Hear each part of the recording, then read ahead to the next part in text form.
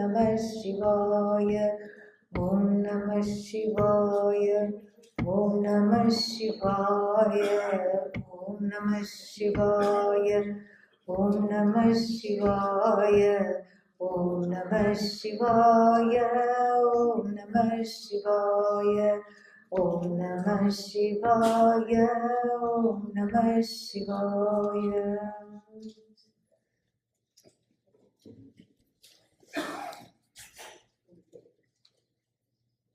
Om Sahana Vavatu, Sahanau Bhunaktu, Sahaviryam Karavavahai, Tejasvinavadhitamastu ma vidvishavahai. Om Shanti Shanti Shanti.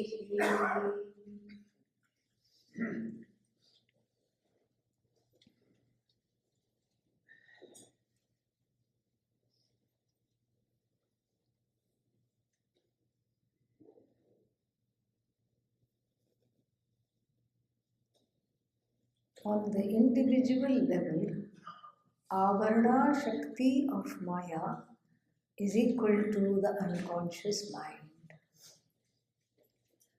The concealing power of Maya is equal to the unconscious mind, and the Vikshepa Shakti of Maya at the individual level is in the form of the reactions and the projections from the unconscious mind.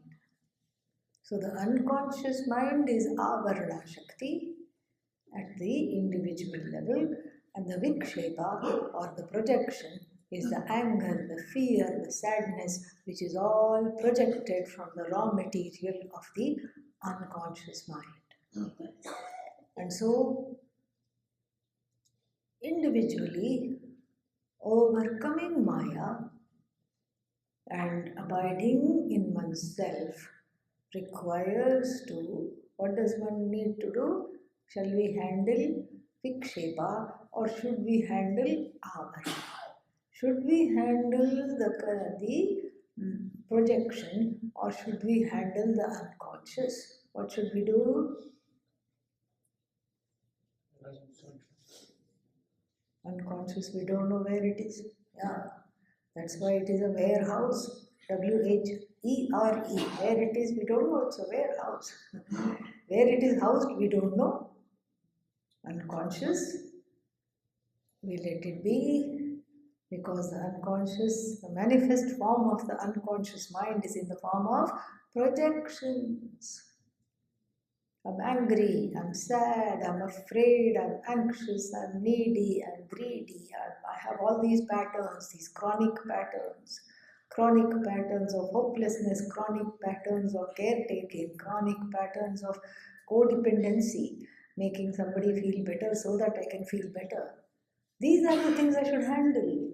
I handle the Vikshepa because I do not know where the Avarna is.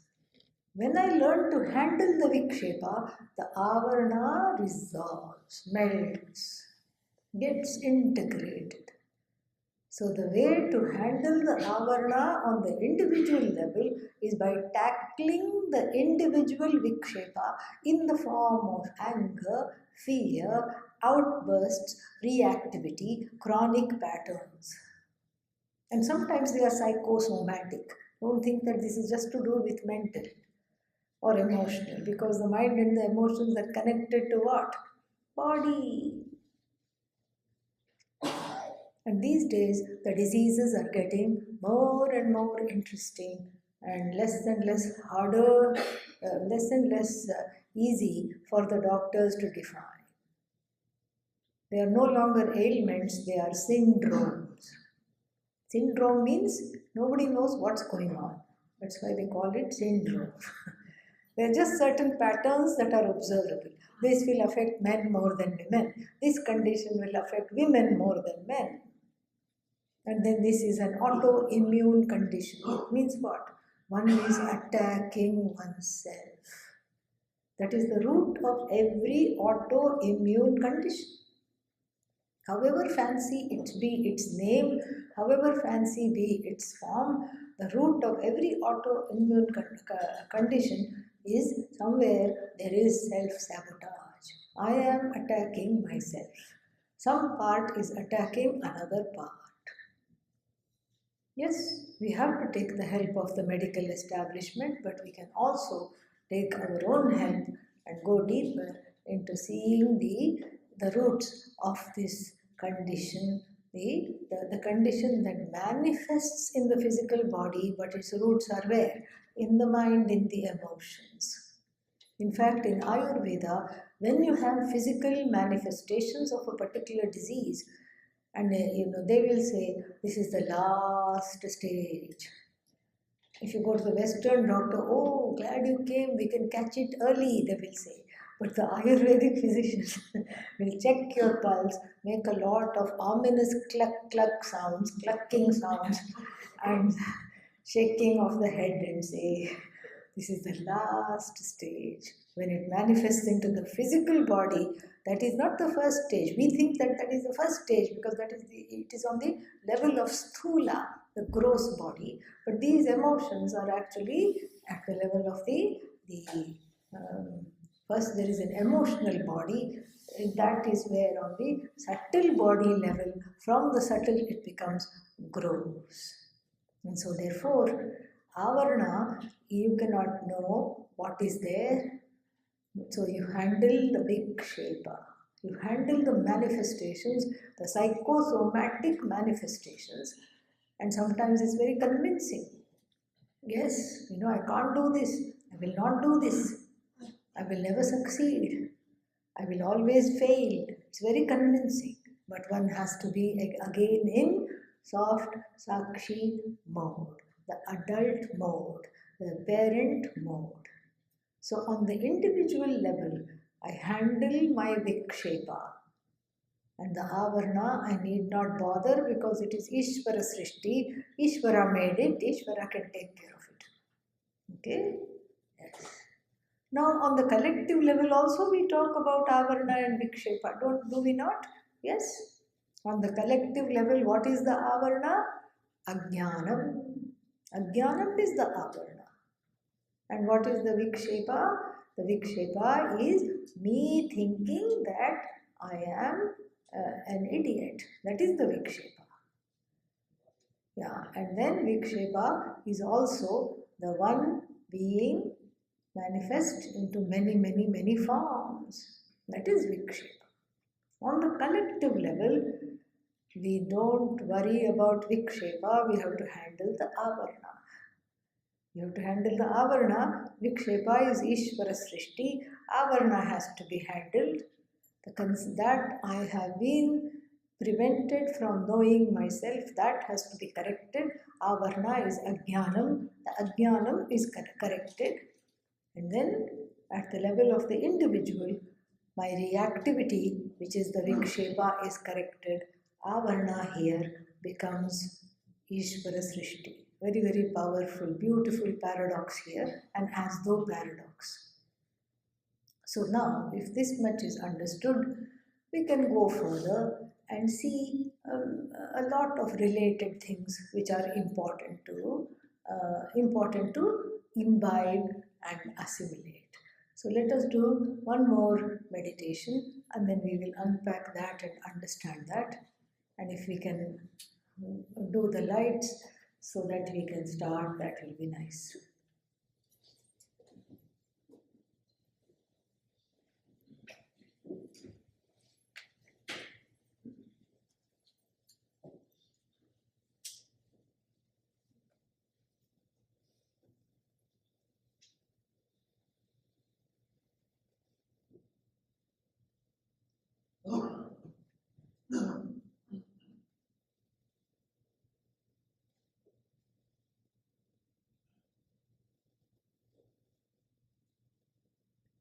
Connecting to the breathing.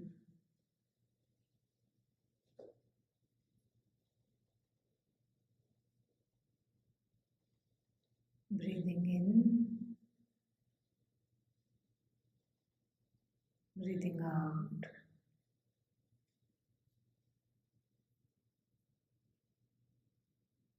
Breathing in, I'm aware of this body.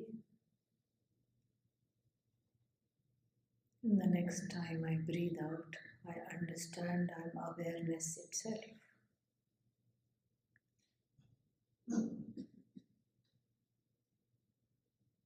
I do this on my own a few times. I'm aware of this body as I breathe in. I'm aware of this mind as I breathe in.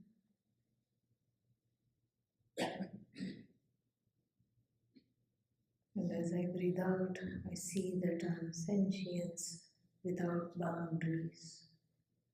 I am awareness itself.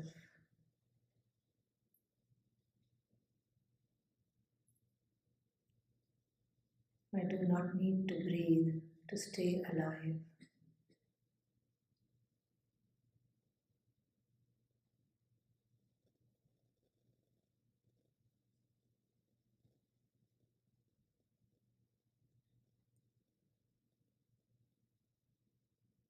Breathing in,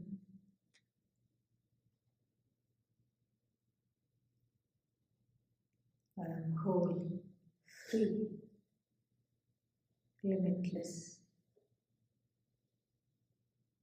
Breathing in, I am Satchidananda.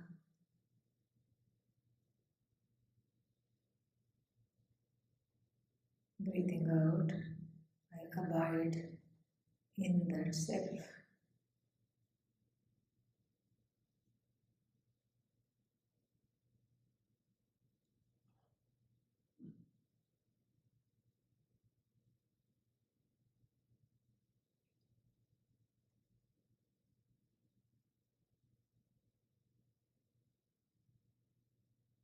Breathing in, I am Asanga. Breathing out, I let go of dysfunctional connections.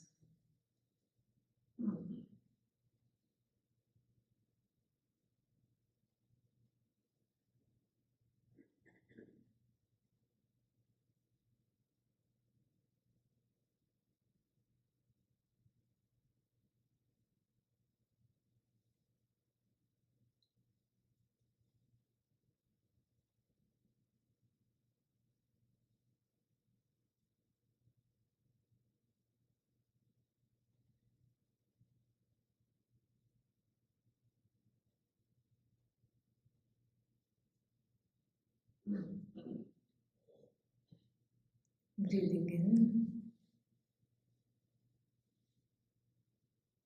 I see I have compassion. Breathing out, I direct this compassion towards myself.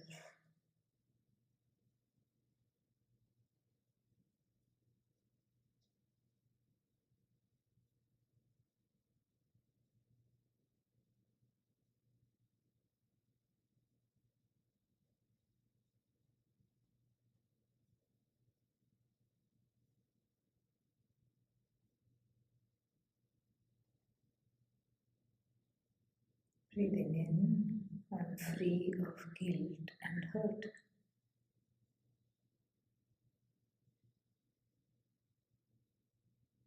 Breathing out, I embrace the guilty one, the hurt one.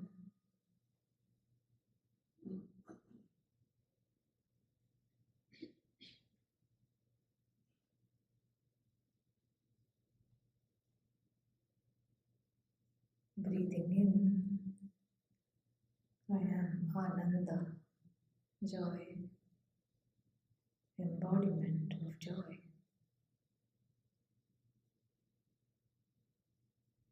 Breathing out, I give myself the permission to let the sorrow go.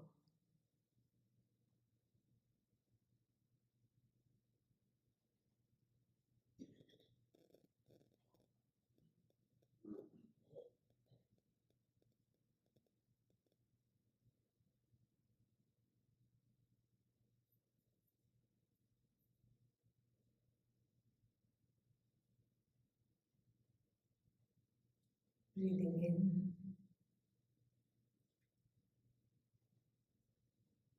I embrace my fears.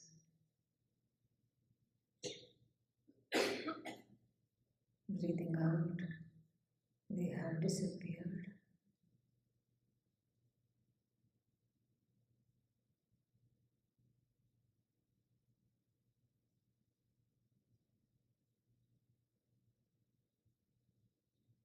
Breathing in, I am Purna, whole, full, free of lack, free of being a wanting person.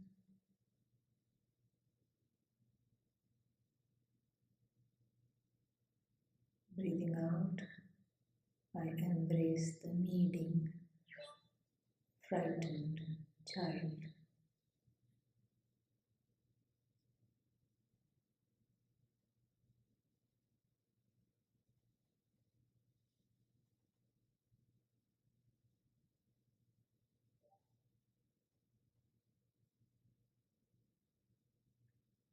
Breathing in, I let go of control.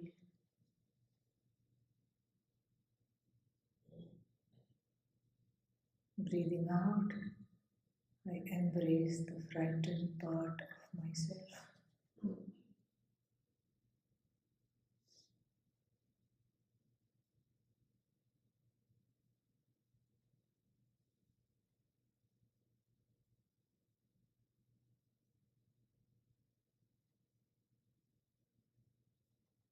Breathing in, I am in the present. I am now.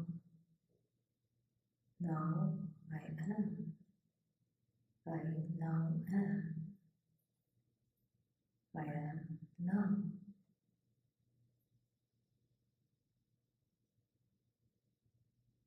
Breathing out, I let go of the future.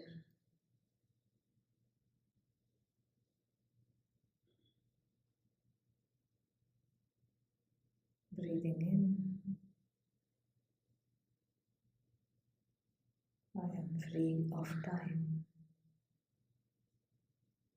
Breathing out, the past has no power over me.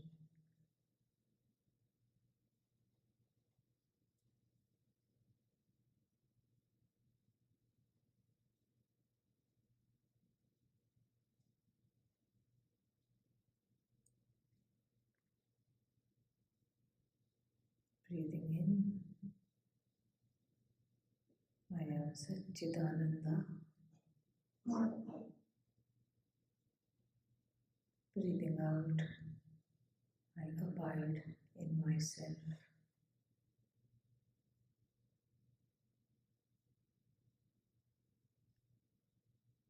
I understand being myself is easy. Being myself is effortless.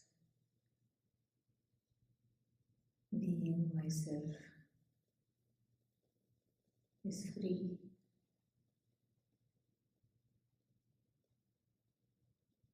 Being myself is enjoyable. Being myself is expansive. Being myself is wholesome.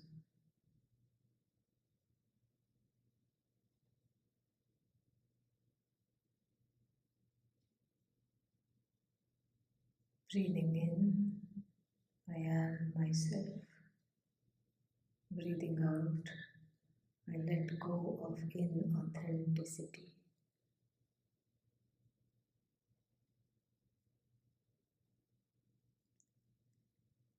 Om Shanti Shanti Shanti. When you're ready, lights can come on and eyes can open.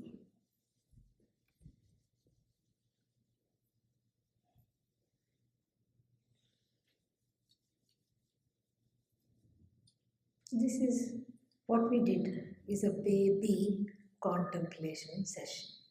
This is how we can practice and slowly grow in the practice. In the beginning, it sounds inauthentic. Why? Because one is identified totally with the frightened one, with the sorrowful one, with the one in the past, with the misunderstanding one, and the one that is misunderstood, with the wanting one, with the terrified one. But here, I'm giving it the opposite understanding. In fact, in the beginning, that one becomes real, the one that is wanting, crying, needing, feeling feverish, all that is real. And then the suggestions from the Upanishads that we just had, I am Asanga, I am Purna, I am whole, I am free, seem inauthentic. But that's because we have a skewed perception. To illustrate which, there is a small story told for children that a mummy spider and the baby spider were walking on the ceiling. And the baby spider says to the mummy spider, "What's wrong with all these people? Why are they all upside down?" And therefore, this is what sounds wrong. That I am whole, how can it be? That I am non-wanting, how can it be? That I am always in the present, how can it be? That I am timeless, no, there's a mistake. There's a stubborn refusal to identify with it, for which Pujya Swamiji had a very simple solution. What was that? Fake it and make it. Oh, but I want to be authentic. I don't want to fake it. You are not faking it. Actually, right now you are faking it. Yeah. Whenever you are in the non-Satchidananda mode, non-Brahman mode, you are faking it. Oh, that means my whole life is a fake. Yes. Thank you for coming to that conclusion. Whole life is a fake. In fact, this fake life fake though. That's why it's called fake. Yeah, you have to let go of this. This is the life that has given problems. This is the life that is causing me distress. This is the life that I don't want. This is these are the problems. This is the inauthenticity. That is why I'm restless. If you're being yourself, it should be easy. Is anybody happy being sad? Anyone? Going on. See, nobody raised their hand. That means being sad is not myself. Being happy is natural. Yet, for some reason, one has got an addiction to sorrow, an addiction to certain ways of being that stop, that virtually block the abidance in oneself. That is the problem. So we initiate a lot of Vedantic statements which you should have studied and you should understand in order to repeat to yourself. Like for example, if you don't know the meaning of Asanga fully, not just the Sanskrit word, but understanding Vedantically what it means to be uninvolved, that I am the Atma that is uninvolved in the everyday life. This, if that understanding has been heard through the study of the Upanishads under a teacher, then you will know. And then what you can do is keep giving yourself the ability to see the meanings of those words, of the Upanishadic phrases. That's why contemplation does not have to be in Sanskrit. It can be in English, it can be in any mother tongue, whatever your mother tongue. It can be in anything. It doesn't have to be in Sanskrit. Sanskrit words are there because that is the original, the primary texts were channeled in Sanskrit. That's why we have a reverence for Sanskrit. because it carries the blessings of the rishis and the elders and all the gurus in the tradition. So it is nice to say Brahman, it is nice to say the word Asanga, it's nice to say Purna. But the translation of Purna is what? Full. This doesn't do justice. Yeah. It's full of confusion, that's what it is. Full, I am full means what? That's what you say after lunch also. Yeah. But Purna means is so much more.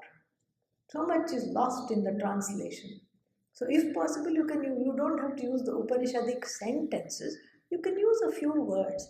Asanga, Purna, Amrita, not subject to death.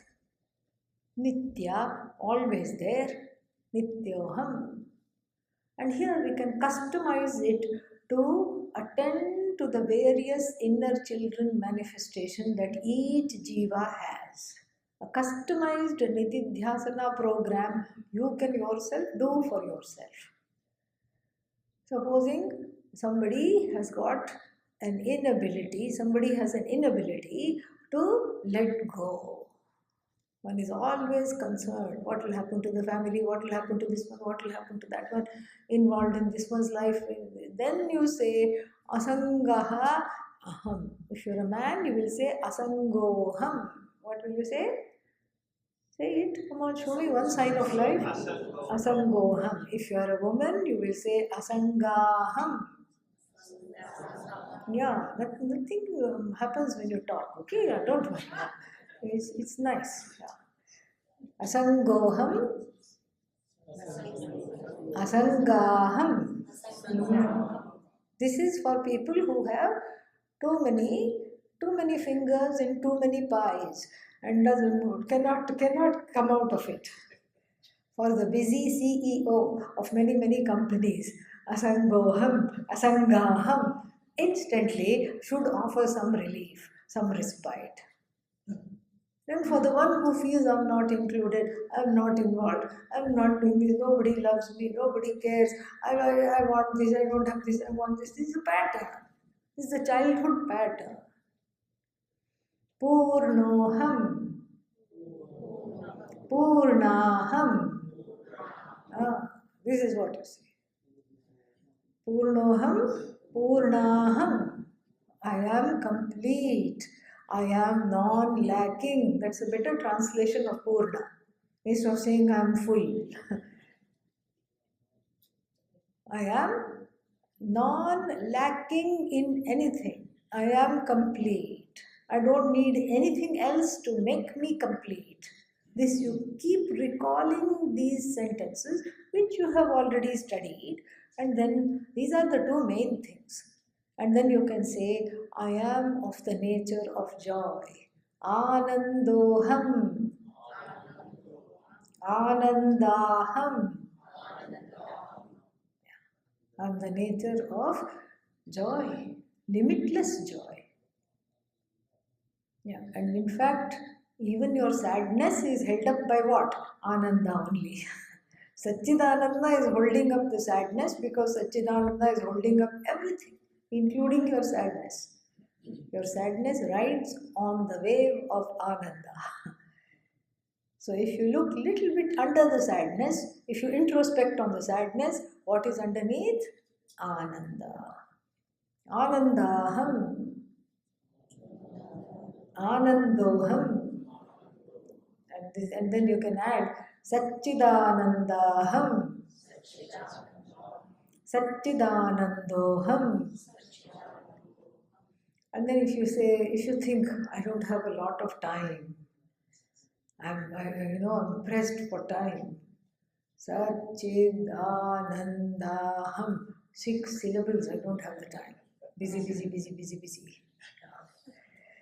And the sages have a hack even for that.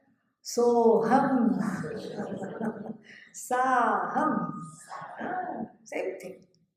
Saha, aham. Soham. Soham. Saham. And then this is what? That Saha is Ishvara. Ishvara, not a guy in the sky. This is how we begin. Guy in the sky is important in the beginning. When one is at the stage of wanting to connect to a particular form, because you can't, you feel unconnected from everything and everyone. So, a baby Hindu, regardless of any age, is encouraged to form bonds with a particular form or a set of forms. This is Ishvara. Not even this is Ishvara. What this represents is Ishvara. That's why we say nobody worships idols. That's just idol talk. What do we worship? Ishvara in the form, through a form or a name depicting a function, depicting something. This is called Ekarupa Ishvara connection. Connecting with Ekarupa Ishvara Bhakti. And when one becomes a mumukshu, that Ekarupa Ishvara Bhakti should morph into Anekarupa Ishvara Bhakti. Anekarupa. Many, many forms. Every form is Ishvara's form. There is no form outside of Ishvara. So first we separate and then we have to unite. Otherwise there is no non-duality. So first we say there are two things. What are they? Atma, I, and Anatma, not I. The not I gets mixed up in the I, so therefore it is important to delineate Anatma from Atma, Anatma, Anitya, Atma, Nitya. Anatma is finite, Atma is infinite. Anatma changing, Atma changeless. Anatma comes and goes, Atma is always there, Anatma created, Atma uncreated, and so on. We have to make a distinction. But we can't stop there, otherwise we'll be stuck with two things, Atma and Anatma. How is it Advaita? Not possible. So therefore, this is negotiated, this separation is overcome by seeing Ishvara as Anekarupa Ishvara. This is called Ishvarification of the universe. Ishvarizing the entire universe, then you see that there is no Anatma and no Atma. Anatma resolves into Atma. Atma does not resolve into anything else. Anatma is Mithya, Atma is Satyam. There is no Mithya without Satyam. There can be no snake without the rope. And once I get to know the rope, the snake is no longer scary. There is no snake to speak of.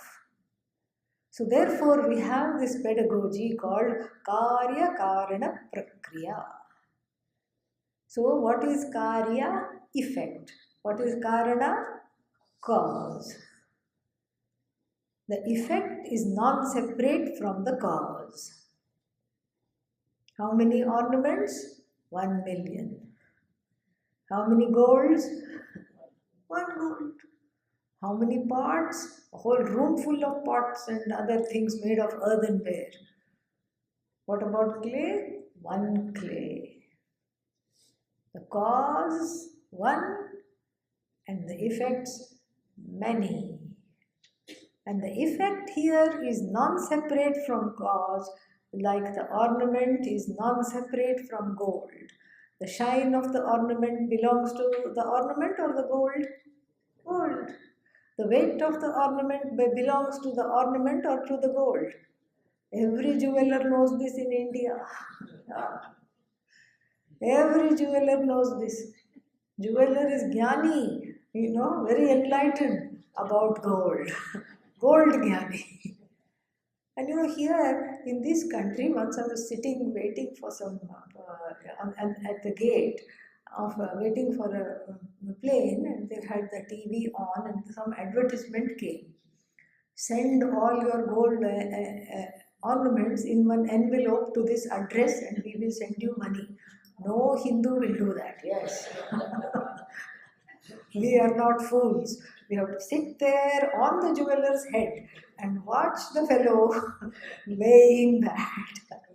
And you'll see they are so clever. They will deduct the making charge. They will deduct the charge of a small percentage of alloys like silver, copper, brass, whatever they have to make, because gold is too malleable. You cannot make ornaments with full gold. That's why it's only 22 carat, not 24 carat. But it's all what? Gold. Rises from gold, sustained by gold, goes back to gold. So the whole world of Anatma, projected by Atma, sustained by Atma, goes back to Atma. If this is too much to handle, you put in an interim Ishvara. You Ishvaraize the whole universe, just like every ornament is seen as gold, everything in the universe is seen as non-separate from Bhagavan, which is the cause of them all. Which is the cause of all of them. All the ornaments, everything. In relation to ornaments, we have gold. In relation to pot, we have clay. Like this, in relation to the whole Jagat, what do we have? Ishvara. That Satchidananda with the Shakti to be the cause, upon which the causality has been superimposed. And as though superimposition of the causality has taken place, Ishvara is not intrinsically the cause. Incidentally, Ishvara becomes the cause of the universe, and the effect is non-separate from the cause. So now we don't have two things, Jagat and Ishvara. What do we have? Jagat in the form of Ishvara. This is the message of the Upanishad. Tat srishtva tadeva anupravishat. Having created everything, this Bhagavan entered, as it were, everything, just like the clay entered the pot, and the gold entered the ornaments. Ishvara is non-separate from everything. So therefore, so you imbue this Satchidananda with a causality, and then you imbue the Jagat with the status of being effect. The status of being effect is mithya. The status of being cause is also mithya. All that there is Satchidananda Atma. This is called Aneka Rupa Ishvara. This also we have to go through Ishvara only. We see the Ishvara in form of everything, because this is day-to-day Vedanta we want. We don't want some kind of a abstraction. I have to know what to do when I confront difficult people. This is really ultimately this. If you want to tell it like it is, nobody says I want peace of mind just for the sake of it. No, I want peace of mind because there are difficult people in my life, intractable people who I don't know how to deal with it. How should I deal with them? Ishvaraize them. See them as Ishvara. See that they have a background. See that this is how they are. And when you see this is how they are, that means there has been a radical transformation in your understanding of Ishvara as sitting in the puja room to being in the form of the whole Jagat. And here too there is a growth, because it's easy to appreciate Ishvara in the form of a smiling child, in the form of a sunflower or any other flower, in the form of delicious things to eat, in the form of people that I love. It's very difficult to see Ishvara in the terrorist. It's impossible to see Ishvara in those kinds of situations. Somebody who is abusing you, somebody who is causing you pain, causing you sorrow. How can that be Ishvara? But that is where the growth lies. I have to abstract myself from the particularities of the situation and see, generally speaking, this is Aneka Rupa Ishvara. This is not someone doing something bad to me. It is in the form of Ishvara as the karmic order. Right now it feels ick, but actually it is karmic. I have to learn to grow. I have to learn to grow to see that. It is Ishvara spread as the karmic order. The karmic order is very, very important. And when I see Ishvara as the karmic order, then there's nothing more to say. Whose karma? Whose karma is coming back to me? Whose karma? Abba, finally. My own karma. It's not that the neighbor's karma I am having to deal with. It's my own karma. My own karma means what? If I'm encountering a difficult situation, an uncomfortable situation, that is because I might have done something against dharma in the previous life, or in this life or any other life. So it's my own karma coming back. Correct? Who can I blame? I can't even blame Ishvara because it's my own karma. I am responsible. I made the bed, so I have to lie in it. This is exactly Vedanta is all about oneself, one's growth, one's place in life, one's one's ability to come to terms with this.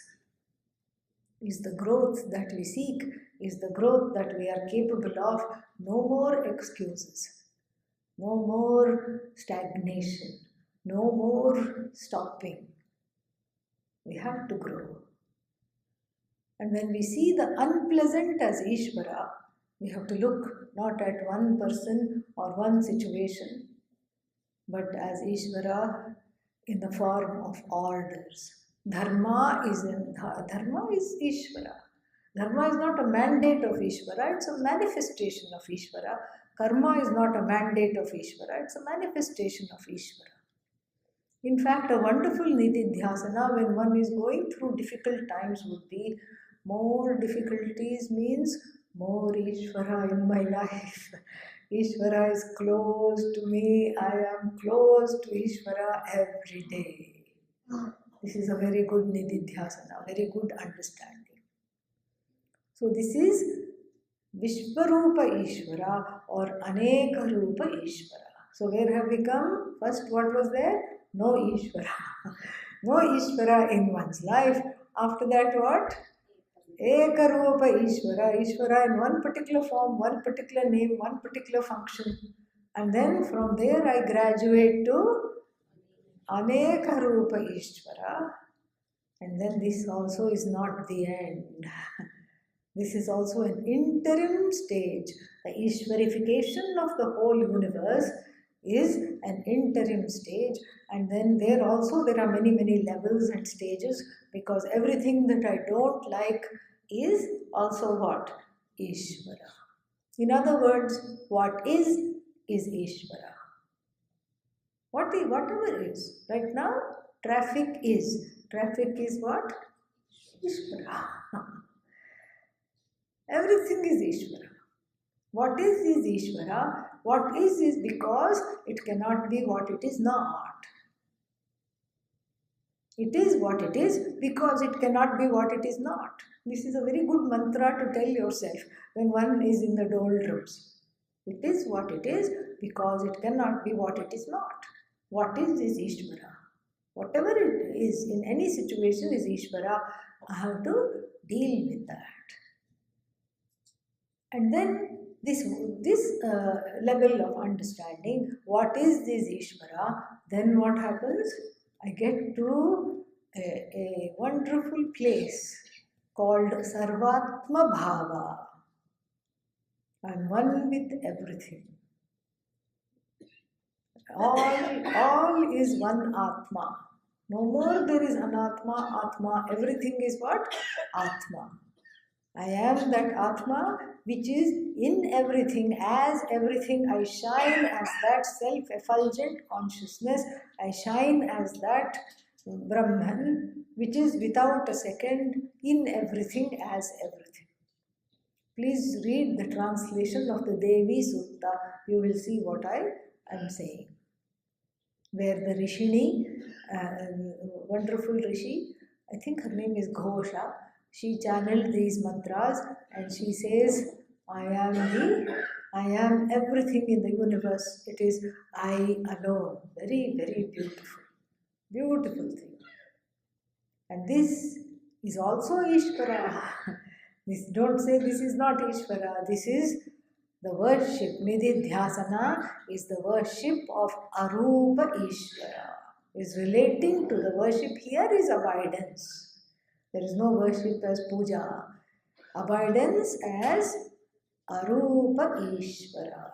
Ishvara in all forms, and then Ishvara in itself, who is formless, nameless to begin with, without whom no form, no name can exist, but itself formless, nameless. This formless, nameless consciousness is also Ishvara. What kind of Ishvara?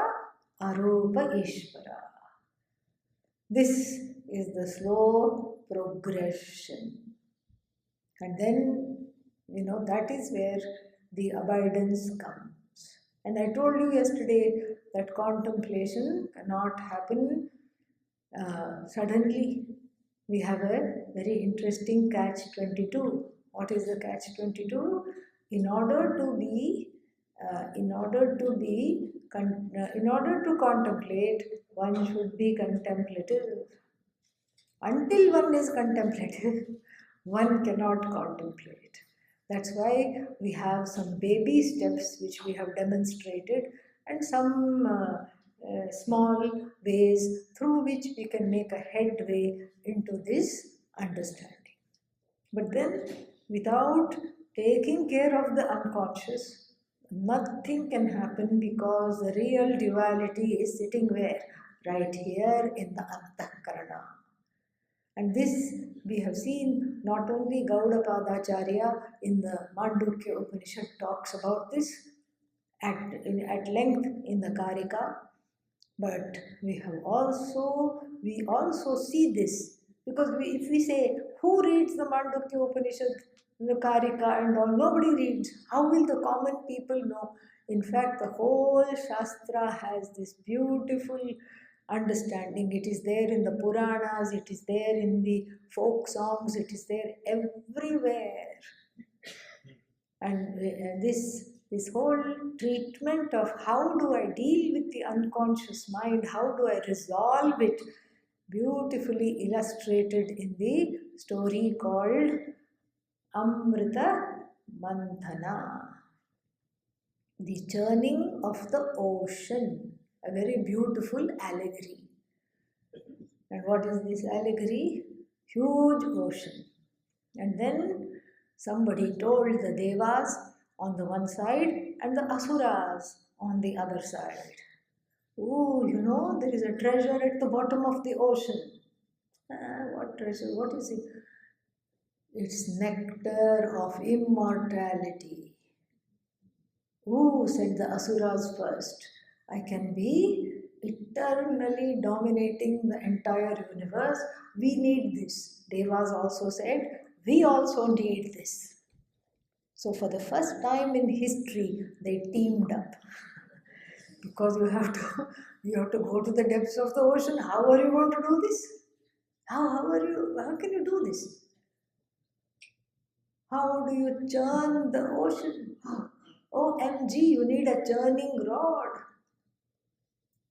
Devas and Asuras, being very strong, they plucked off a mountain.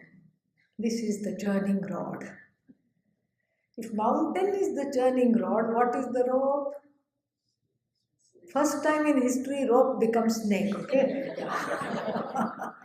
Usually what? Snake turns out to be rope. Here, rope is actually used in the form of snake. Rope becomes snake. First time. And what is this rope? Vasuki. Vasuki is the longest serpent in history. And poor Vasuki was taking a nap.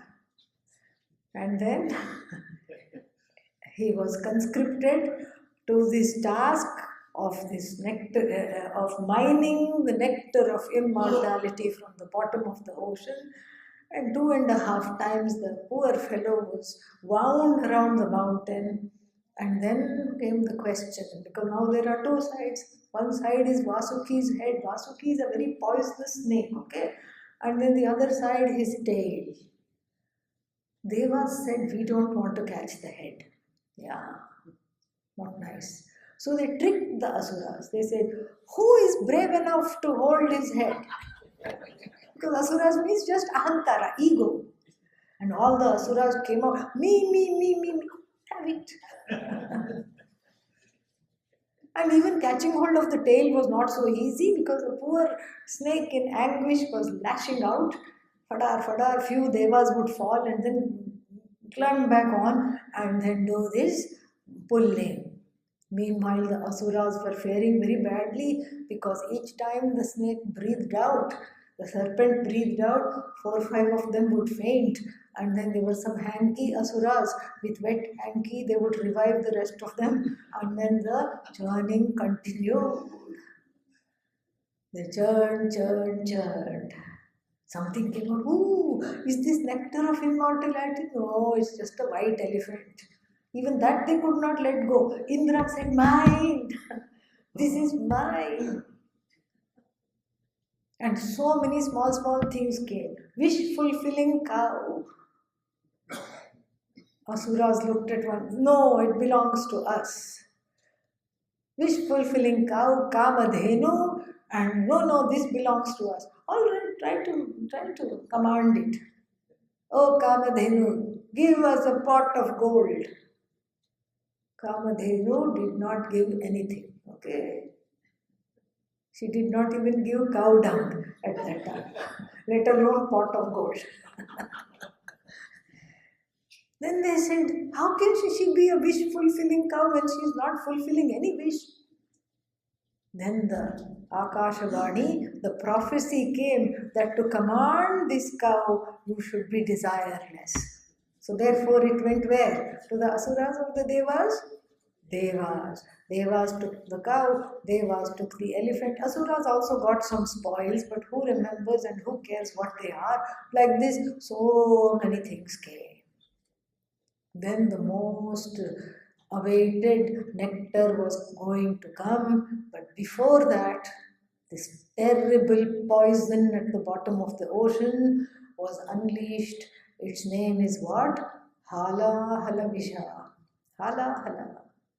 Now, mind you, each time when the serpent opened its mouth, all the asuras fainted. Now, when the Hala Hala Visha came, the poor serpent itself fainted. It was so toxic. So toxic it was, everybody was about to die, the whole universe would have just died. And they prayed for Lord Shiva. Vishnu takes his time, yeah. Vishnu says, let's see, yeah, I have to be well dressed. I can't just suddenly go like that. I have to, be nicely anointed in various oils and then I will go.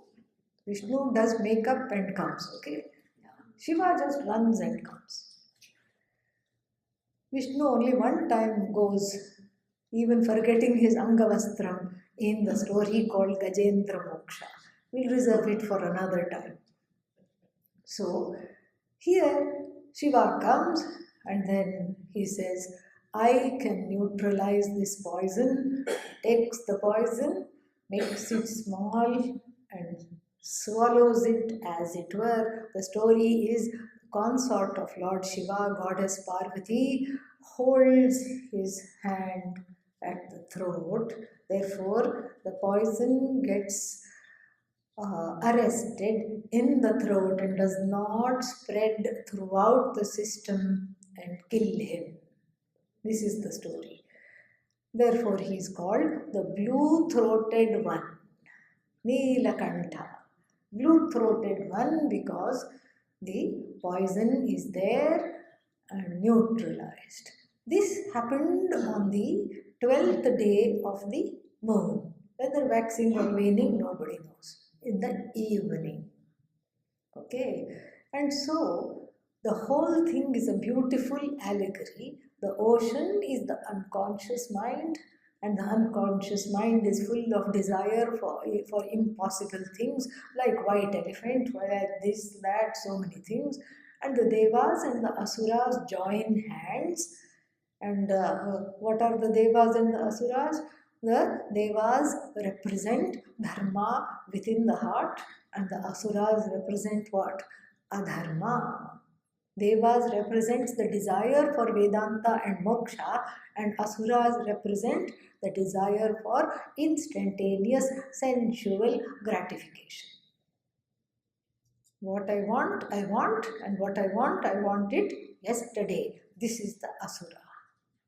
So both of them team up because this nectar of immortality is dear to everybody. What is represented by moksha, everyone wants, everyone likes. Devas are prepared, asuras are unprepared. And so they churn. This is the churning is called self-enquiry. Self-enquiry. Shravanam, churn. More Shravanam, churning. Mananam, some more churning. Nididhyasana, churning. And then all these objects of desire come out because the antahkarana, the inner instrument, the mind, heart, etc. is full of desires. All of them useless desires come out. And some asuras, some terrible looking asuras also come out. Lakshmi comes out. All these things come out. And then finally, what is unleashed is a terrible poison that apparently no one can neutralize. This is the unconscious mind. Here is the beautiful embodiment of the collective unconscious in the form of this mind that we are trying to heal. That is what it is. So this terrible visha, this poison, has to be neutralized by taking recourse to Ishvara. By asking Ishvara to take it away. By neutralizing this in the form of prayer, because prayer is an action that itself has phala, results, and the results of the action of prayer are the neutralization of this unconscious. And the unconscious neutralized through the grace of Bhagavan. What happens? Then at the end, Dhanvantari is the Bhagavan of healing, comes with the pot of nectar. That pot of nectar is Upanishad message, Gita message, Vedanta vision, a vision of no division, carried by what? An embodiment of healing, meaning until and unless there is healing, this vision cannot be there. The vision of no division cannot be internalized without healing these divisions within, with the grace of Bhagavan. Bhagavan as the order that spews out the unconscious and neutralizes the unconscious. That same Bhagavan, and we pray and we get the grace of from the empirical standpoint. This is just from the empirical standpoint, so that everybody can love stories, everybody relates to the story, and you take the moral of that story and work on yourself. That is the idea. Then also the story doesn't finish. The pot of nectar comes out and all the asuras say, me. I worked for it. I was at the head of the snake doing this journey. Me. And then they say, and the devas know that to give this knowledge of akartritvam, meaning one is not the doer, one is not done in by other people's action. To give that to people who don't have dharma is like handing dynamite to a monkey. What will it do? Poor thing. It will throw it back on you. That is what it will do. So therefore, this knowledge of non-doership cannot be given to people who have no concept of dharma, adharma, and who are not dharmic themselves. Only when dharma has been mastered, when I know that I am responsible for my actions and I am at peace with that accountability and responsibility, then only I can be taught that, look, you are not the actor. Here, the Devas could not let the Asuras have the pot of nectar. So the Asuras were tricked because the Devas cloned the pot and just filled it with some regular kheer or some pudding, and then they sent the porridge to another tent. Asuras only, special tent. And the real pot of nectar was taken into the Deva tent. But one Asura was attentive to this. He looked this side, he looked that side and said, I'm going over here. For an Asura to dress up as a Deva is not easy. You have to have a whole internal makeover, not just external, for which there was neither time nor interest on the part of this Asura, whose name was what? Swarabhanu. Bhanu means shine. So the shine is the shine of Atma, but a shine that was dimmed by wrongdoings, no dharma at all. So what does this fellow do? This fellow sneaks in. No one's looking and biffs a Deva on the way there, divests him of his crown and all the Deva looking accoutrements, wears that, keeps his face slightly covered because by the face they can recognize he is not a Deva. Goes and sits down pretending to be a Deva. Usually they'll be jumping up and down, they don't know how to sit still. There are many such stories of Devas and Asuras.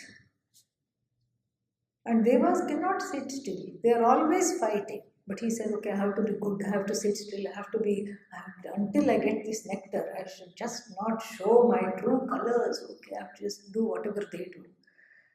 So they went like this, doing parisenchanam, and they sipped the water. He also sipped the water sloppily, but he slurped it and sipped it anyway. And then they prayed. He also pretended to pray. Actually, he was praying upon the nectar, but nonetheless, he also pretended to pray. Then the nectar came. The nectar was being distributed in the hand. He also held out his hand, and one drop of nectar came. Vishnu came to his senses. Vishnu would see, infiltration. Shut down Operation Amrita. Immediately deactivate. We have been infiltrated by the Asura. But it was too late. He already had a sip of the nectar. Vishnu comes with his chakra, decapitates the Asura. But the nectar of immortality has already been gained. What to do? So both of them are here to stay. The unconscious mind, which suffers from disconnection. The head is one place, body is one place, the ego is one place, the karma is in another place, karma phala is in this splintered being, are still shadow planets called Rahu and Ketu. The head is called Rahu, and then the tail is called Ketu. They encircle and rotate and revolve in the firmaments along with the primary planets. We don't have Pluto and Uranus in the Vedic system of astrology. Instead, we have Rahu, Ketu, still making it 9. We don't have Uranus, Neptune, Pluto, we don't have. We count the sun also. Sun, moon, we count. And then, including Rahu, Ketu, we have what? 9 planets. Very beautiful. Rahu, Ketu represent our unconscious and our shadows. So if you are running the Rahu period, the Rahu Mahadasha, all kinds of nonsensical thoughts from the unconscious will come. I need world domination now. Who can I conquer? Then you say, what's wrong with me? No, I need power. Rahu is hungry for power because you see, there is no body to assimilate. He keeps eating, eating, eating. It just goes out. And if you have only head and no heart, what will happen? Tell me. Rahu will happen. That's what will happen. No head, no heart, only head. This is the problem. Overthinking, fears, tears, anxiety, jealousy, all this is what? Rahu. So Rahu Mahadasha, Rahu Antaradasha, and then Rahu in various houses, so aspected by certain things. All this is like a, in the horoscope, horoscope is a slice, is a slice of this reality when one was born. What is your karmic makeup? Nothing to feel bad. If you know, it's good. It's good if you know. It's good when you know because you can see that you have the free will to overpower that and desire moksha. We all have to give up asuri vritti, asurahood. That's why there is no good place in the horoscope for Rahu. No good place. Even in a sign of exaltation, Rahu makes one a dictator, an authoritarian. There is no good place for Rahu. Oh, this is Rahu? Yes. What about Ketu? Well, Ketu has no head, doesn't think, doesn't desire. Ketu actually gives problems of whose origins you don't know because there is no head, there is no thinking. Ketu gives problems. The only way to overcome Ketu, in fact, for that matter, Rahu also, is getting into instant Vairagya, Viveka. For Rahu, the antidote is Viveka. Rahu attack means Viveka. And then Ketu attack means I have to go into Vairagya, dispassion mode. Rahu is all passion, so therefore I need discernment. Ketu is all, Ketu is all kinds of problems, so I need dispassion. So Ketu means Vairagya. Ketu will put you in situations where you get sick immediately. You say, I need to move. You have no plans to move, but you cannot live there. You have to go away. And when Ketu is preponderating in the horoscope, you need to downsize. You can't just say, this is not the time to build your dream house when you are in Ketu Dasha. Ketu Dasha is good for studying Vedanta. In fact, if we look at all your horoscopes right now, just for fun, you will see that there is Ketu is in good placement.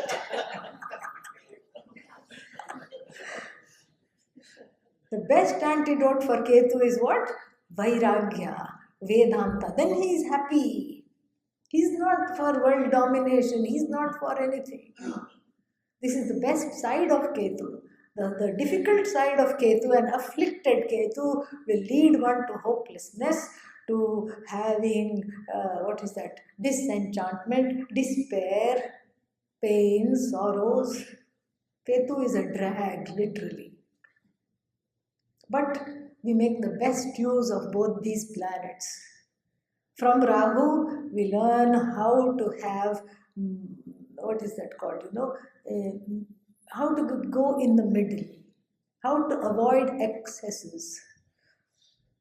Rahu imbalance thrives on excesses. So how to take the middle path to moksha, to nididhyasana, to Vedanta Shastra, how to do this in my everyday life. For Ketu, it is how to cultivate Vairagya. Ketu is very happy when you're studying Vedanta, he stops troubling you. So if there are difficulties in your life, catch hold of Vedanta yesterday. Final word, very interesting, little Rahu Ketu trivia. Okay, so final word, when the Vishnu's chakra went and decapitated this asura and he became two, but he was immortal, meaning the unconscious mind is here to stay. We learn to manage it, we learn to see it as mithya, we learn to outgrow it. So when that happened, blood was shed on the ground and some strange plants came up. Hmm. What was that? Garlic. Smelly plants from the Asura's blood. That is why, if we are on the spiritual path, we avoid garlic so that we have the strength of mind to avoid the excesses of Rahu and Ketu. Thank you very much. Om Purnamadav Purnamidam Purnat Purnamudachyate Purnasya Purnamadhaya Purnamevavashishyate. Om Shanti Shanti Shanti. Harihi Om Shri Gurubhyo Namaha. Harihi Om.